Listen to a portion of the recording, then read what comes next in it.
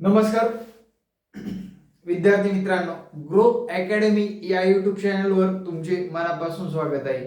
आजच्या या व्हिडिओमध्ये आपण टीईटी आणि टेट एक्झाम यांचा एकत्रित अभ्यास करता येतो का, सिलेबस कसा मिळता जुळता आहे, नेमका सिलेबस काय आहे। आता प्रत्येक विद्यार्थ्याला मागच्या टीईटी मध्ये किंवा टेट मध्ये कमी मार्क पडलेले असतील किंवा मेरिट मध्ये बसणार नाही, त्यावेळेस ते थर्ड टीईटी टेट साठी तयारी करत असतात किंवा टीईटी साठी तयारी करणारे बरेच विद्यार्थी आहेत। तर मित्रांनो, सर्वात प्रथम आपण महाराष्ट्रामध्ये राहतो, आपल्याला टीईटी दिल्यानंतर टेटला सुद्धा त्याचा फायदा नक्कीच होतो। सेंट्रल टीईटीचा थोडासा सिलेबस वेगळा आहे आणि टीईटीचा आणि टेटचा मिळता जुळता सिलेबस आहे, जवळपास 80% मिळता जुळता आहे। आणि विद्यार्थी मित्रांनो, काही विषय थोडेसे वेगळे आहेत, ते वेगळं करावंच लागणार आहे, कारण अभियोग्यता चाचणी थोडीशी 200 मार्काची असते गुणानुसार आणि टीईटी परीक्षा 150 मार्काची असते। त्याचा डिटेलमध्ये सिलेबस आपण आजच्या या व्हिडिओमध्ये पाहणार आहोत, ज्या विद्यार्थ्यांना गरज वाटते, कारण बरेच विद्यार्थी सर आम्हाला या दोन परीक्षेतला डिफरन्स सांगा, सिलेबस काय असतो, सिलेबस कसा कव्हर करायचा, डिटेलमध्ये माहिती कुठेच नाहीये मित्रांनो। त्यामुळे आपण आज डिटेलमध्ये माहिती देणार आहोत। संपूर्णपणे व्हिडिओ बघा, तुमच्या काही समस्या असतील तर मला कमेंटमध्ये सांगा, त्या कमेंटला आपण उत्तर देणार आहोत। चला मित्रांनो, पाहू आपण एक एक करून। तर सर्वात प्रथम तुम्ही विद्यार्थी मित्रांनो टीईटी ची तयारी करत असाल तर लवकरात लवकर तयारीला लागा, कारण मित्रांनो येणाऱ्या आगामी काळामध्ये टीईटी परीक्षा नंतरच टेट एक्झाम होणार आहे। ज्या विद्यार्थ्यांनी अजूनपर्यंत टीईटी पास केलेली नाही त्यांना अजून तुमची संधी गेलेली नाही, लक्षात घ्या। त्यामुळे संधीचं सोनं करा विद्यार्थी मित्रांनो। आपले ऑनलाईन क्लास जे की जेव्हापासून 2021 ची टीईटी ला आपण मार्गदर्शन केलं, त्यानंतर 2022 च्या टेट एक्झामला मार्गदर्शन केलं, आता सीटीईटी ला मार्गदर्शन केलं, आता विद्यार्थी मित्रांनो आपण आगामी टीईटी ला प्लस टेट एक्झामला अशा दोन्ही परीक्षेला टार्गेट करून मार्गदर्शन वर्ग चालू केलेले आहेत। परीक्षा कधी होऊ, आपला एकही दिवस टीईटी परीक्षेचा किंवा टेट परीक्षेचा क्लास बंद नसतो मित्रांनो। कंटिन्युअसली क्लास घेणारं महाराष्ट्रातील एकमेव चॅनल म्हणजे आपलं आहे विद्यार्थी मित्रांनो।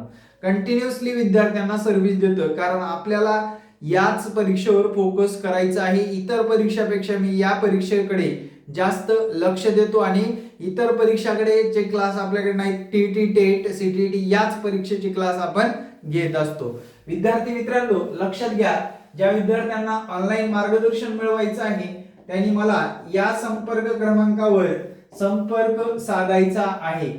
तर माझा हा संपर्क क्रमांक व्हॉट्सअप आहे आणि तुम्ही जर कॉल करायची इच्छा असेल तर सायंकाळी साधारण 3 ते 5 या वेळेमध्ये कॉल करू शकता। व्हॉट्सअपला मेसेज तुम्हाला रिप्लाय मिळून जाणारच आहे, सर्व माहिती व्हॉट्सअपला प्रोव्हाइड केली जाते। एकदम ट्रस्टेबल विद्यार्थी मित्रांनो परीक्षेची जबरदस्त तयारी करून घेतली जात असते। चला मित्रांनो, आता आपण सिलेबस कडे वळू। ज्यांना आवश्यक आहे त्यांनी करा मित्रांनो, ज्यांना आवश्यक नाही त्यांनी नाही केलं तरी चालेल। तुमचं तुम्ही घरी बसून का होणार 100% देऊन अभ्यास करा, कारण परीक्षा हार्ड आहेत नक्कीच। कारण टीईटी परीक्षा जर बघितली 3.5% रिझल्ट लागतो आणि टेट परीक्षा जर बघितलं तर तुम्ही आता शिक्षक भरतीमध्ये पाहत आहात की विद्यार्थ्यांना कमी मार्क पडलेले आहेत। बऱ्याच विद्यार्थ्यांना ज्यांचं स्वप्न शिक्षक होणे आहे त्यांनी आजच ठरवा की आपल्याला शिक्षक व्हायचे, काय गोष्टी महत्त्वाच्या आहेत, कोणत्या गोष्टीवर भर देणं गरजेचं आहे। चला मग सिलेबस कडे वळतो। स्टेप बाय स्टेप आपण सर्व सिलेबस पाहणार आहोत। लक्षात घ्या, आता तुम्हाला टीईटी परीक्षा द्यायची, टीईटी परीक्षा द्यायचं म्हटल्यानंतर अगोदर आपल्या मनात येतं सिलेबस कसा असेल। मित्रांनो याच्यामध्ये जर तुम्ही मराठी हा विषय निवडला, ओके, इकडे सुद्धा तुम्ही मराठी निवडू शकता। साधारणपणे इथे जर बघितलं 30 गुणाला मराठी आहे, इथे 15 गुणाला आहे, ठीक आहे। त्यानंतर विद्यार्थी मित्रांनो इकडे तुम्ही पहिल्या पेपरला अंकगणित हा विषय निवडू शकता, इथं तुम्हाला 30 गुणाला आहे। दुसऱ्या पेपरला काही लोकांना अंकगणित नसतं, पण तुम्हाला दुसऱ्या पेपरसाठी सुद्धा आत्तापासूनच लक्षात घ्या की तुम्हाला अंकगणित तुमचा पिछा सोडणार नाही, अंकगणित तुम्हाला पक्क करावंच लागेल, कारण टेट एक्झामला अंकगणित हा विषय 30 गुणासाठी आहे आणि त्याचाच मिळतं जुळतं म्हणजे एक जुळी बहीण म्हणता येईल बुद्धिमत्ता हा सुद्धा विषय आहे 80 गुणाला. किती?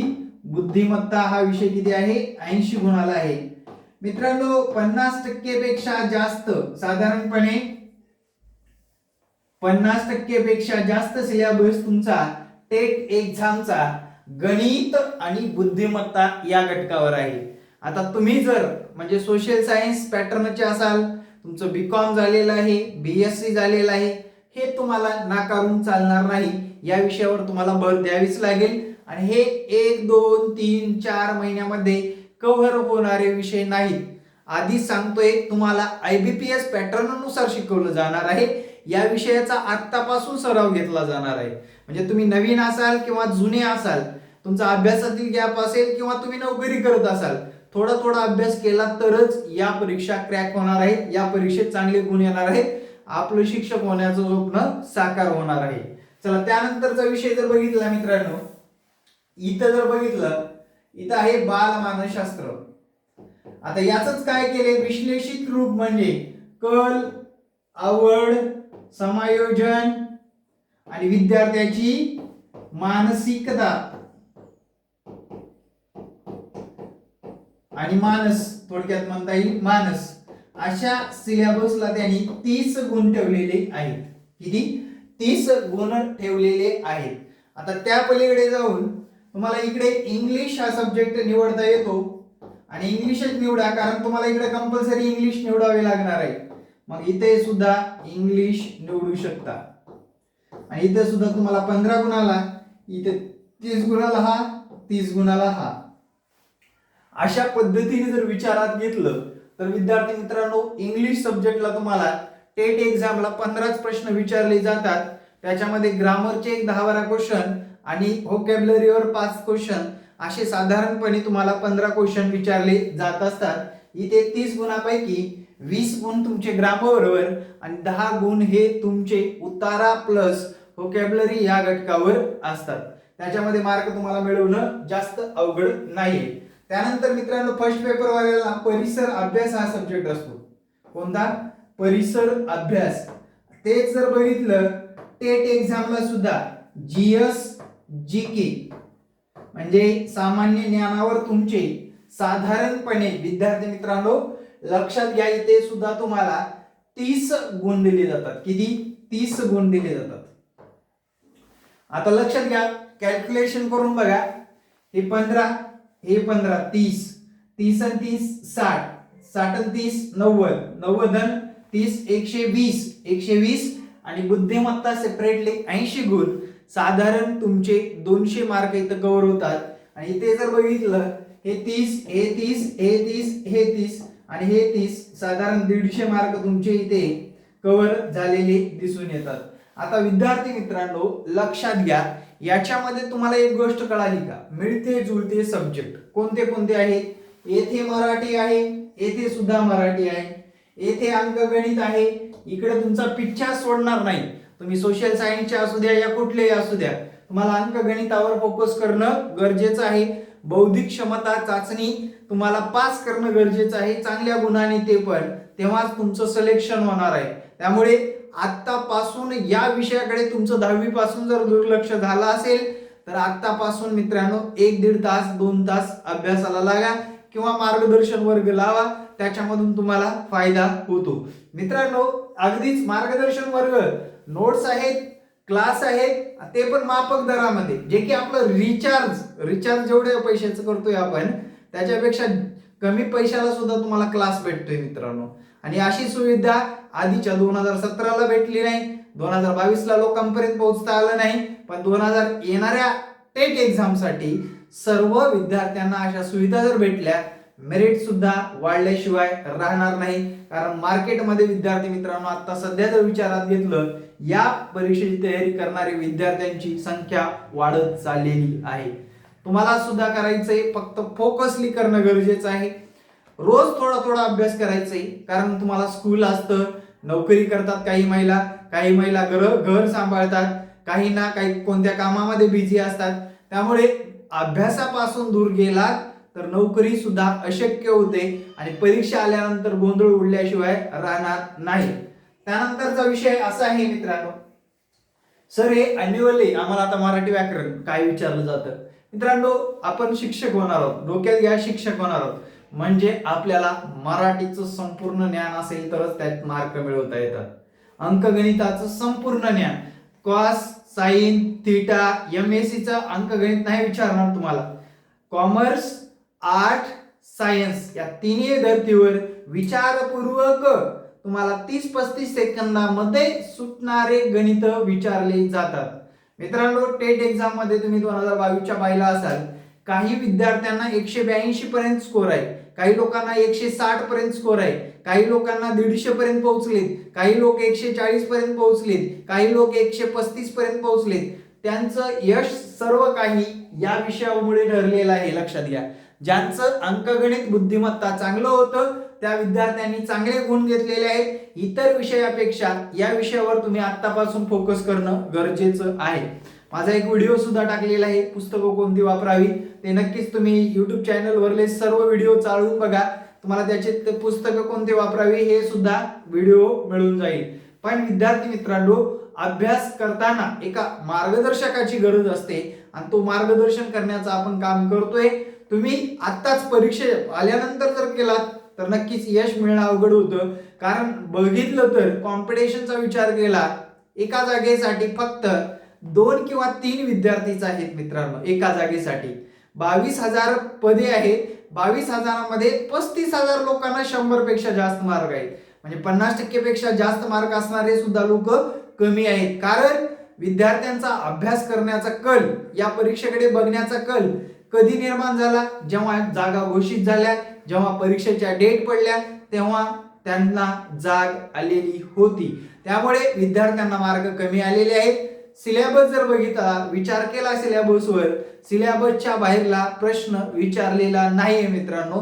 तुम्ही कितीही म्हटलं, तुम्ही तिथपर्यंत पोहोचला नाही, तिथपर्यंत तुम्ही अभ्यास केलेला नाही, त्यामुळे तुम्ही त्यांना दोष ठेवू शकत नाही. आणि शेवटी मित्रांनो परीक्षा झाली, निकाल लागला, ज्या विद्यार्थ्यांना जास्त मार्क होते ते विद्यार्थी अभ्यास करून झाले असं आपण ठरावंच लागतं. ते गुड लक झाले, नशिबानं झाले किंवा त्यांना ऑटोमॅटिक मार्क पडले असं समजता कामा नाही.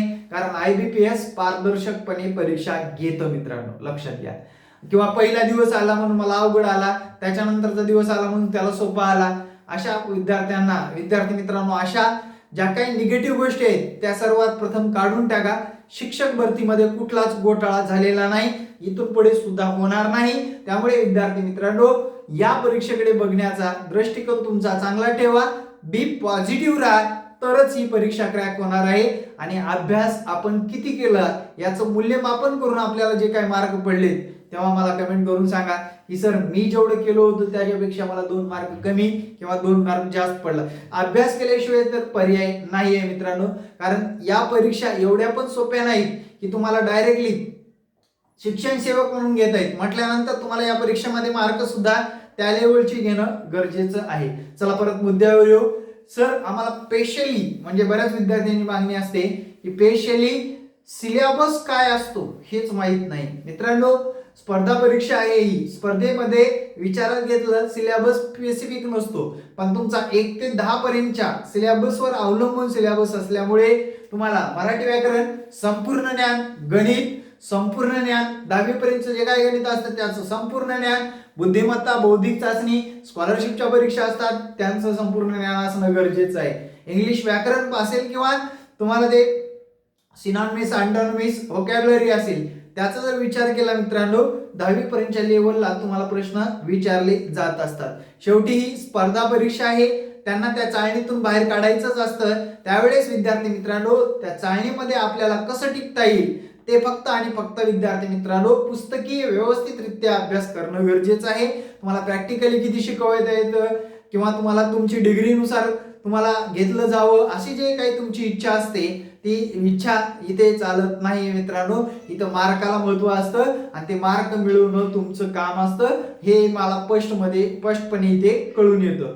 आता विद्यार्थी मित्रांनो लक्षात घ्या, टीईटीचे फायदे काय आहेत. तर टीईटीचा फायदा जर विचारात घेतला, ही परीक्षा आणि ही परीक्षा आपल्याला क्रॅक करायची सोबत दोन्ही परीक्षा. मिळता जुळता अभ्यासक्रम तुम्हाला दिसून येतोय हे स्पष्टपणे सांगतो विद्यार्थी मित्रांनो. तुम्हाला या मिळत्या जुळत्या अभ्यासाचा फायदा करून घ्यायचाय, तरच आगामी काळामध्ये आपलं स्वप्न साकार होणार आहे. आता या पलीकडे जाऊन तुम्हाला काही अडचणी असतील, माझा कॉन्टॅक्ट नंबर दिलेला आहे. या कॉन्टॅक्ट नंबरवर तुम्हाला ऑनलाईन क्लासची माहिती मिळणारच आहे मित्रांनो. तुमच्या काही बारीक सारीक समस्या असतील तर समस्या सुद्धा कळून येतील, पण समस्या या खरंच उत्तर देण्याच्या लायकीच्या असाव्या. तरच विद्यार्थी मित्रांनो मला व्हॉट्सअप करा. काहीतरी विचारायचं म्हणून विचारायचं, माझा संसार चालू आहे, मला 2 लेकरं आहेत, माझ्याकडून टीईटी पास होईल का? मॅडम, तुम्हाला सर्वात महत्त्वाचं म्हणजे तुम्ही अभ्यास केला तरच या परीक्षा पास होणार आहात. या परीक्षेसाठी वेळ दिला तरच या परीक्षा पास होणार आहात. तुम्ही असं विचारून चालणार नाही किंवा मला एवढे 70च मार्क आहेत, मी टेट एक्झाम मध्ये हे होईल का, सिलेक्ट होईल का?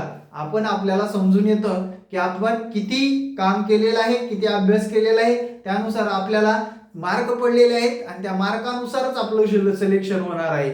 अशा पद्धतीचा विचार करूनच विद्यार्थी मित्रांनो व्हॉट्सअपला मेसेज करू शकता.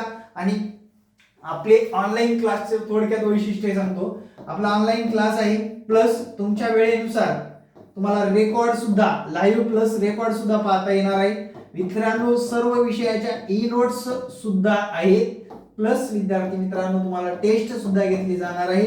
आणि जे काही विषय अति महत्त्वाचे आहेत त्या विषयावर जास्त काम केलं जाणार आहे, कारण आगामी काळामध्ये त्या विषयातून आपल्याला टीईटी असेल, डीईटी तर क्रॅक करायचीच, पण टेट मध्ये सुद्धा चांगल्या प्रकारे त्या विषयामध्ये मार्क मिळाले तरच आगामी काळामध्ये आपण शिक्षक भरतीमध्ये टिकाव धरू शकणार आहोत. त्यामुळे विद्यार्थी मित्रांनो तयारी करत असताना या सर्व गोष्टीचा विचार करायचा आहे आणि तयारीला लागायचं आहे. चॅनलला सबस्क्राईब केल्यानंतर तुम्हाला सर्वात प्रथम अपडेट, गणिताचे व्हिडिओज आणि विद्यार्थी मित्रांनो नवनवीन गोष्टी ज्या काही अपडेटेड होतात त्या सर्व गोष्टी मिळत राहणार आहेत.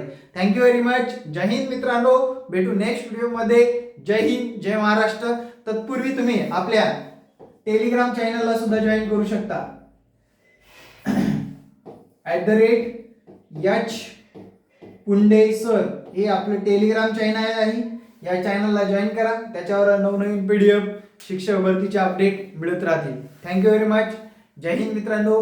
व्हिडिओ कसा वाटला एकदा कमेंटमध्ये सांगायला विसरू नका, कारण आपण सत्य परिस्थिती विद्यार्थ्यांच्या डोळ्यासमोर ठेवतो. शेवटी विद्यार्थ्याचा निर्णय आहे, त्याला काय व्हायचंय, प्रायव्हेटमध्ये जॉब करायचे आयुष्यभर की गव्हर्नमेंटमध्ये उतरायचंय, हे त्याच्या सर्वस्वी स्वातंत्र्यावर अवलंबून आहे.